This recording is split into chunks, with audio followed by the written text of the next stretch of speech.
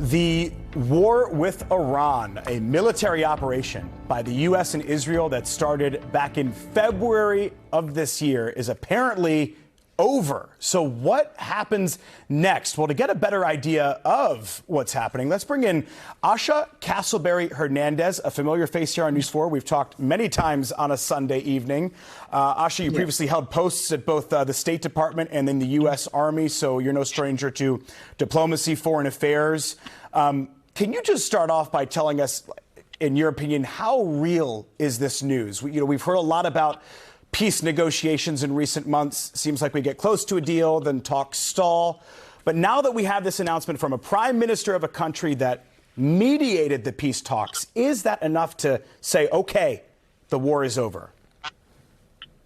Well, many would say that in terms of how to characterize this is either uncertain still, or in Pakistan, they're saying cautiously optimistic. Now, there is new movement where we're seeing that there are technical teams that are meeting to go over several core issues that need to be discussed during this 60-day negotiation, and that will cover the legality of it, economics, and political.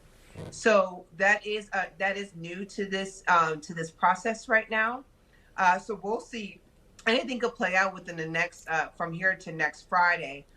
There is still some atmospherics that we have to pay attention to as well when it comes to just recently announced that the United States is moving its blockade, but Iran has to be committed to demining efforts. So if, hypothetically speaking, this goes through, we saw two words from the Pakistani prime minister when he announced today that finally a peace deal had been agreed to. He used the words immediate, meaning there's going to be immediate stop with military operations. And he said there's also going to be a permanent stop with military operations. Permanent's a pretty bold word to use, don't you think?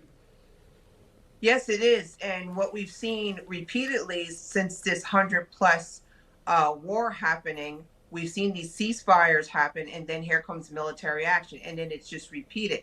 So immediate or permanent is really necessary in terms of characterizing this, because that's not exactly what we've seen play out when there's something reached in terms of a ceasefire.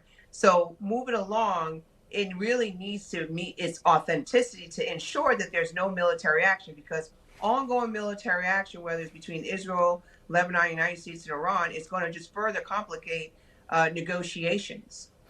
Real quick, I only got about a minute left. Asha, in your opinion, what impact do you think this war will have on President Trump's legacy?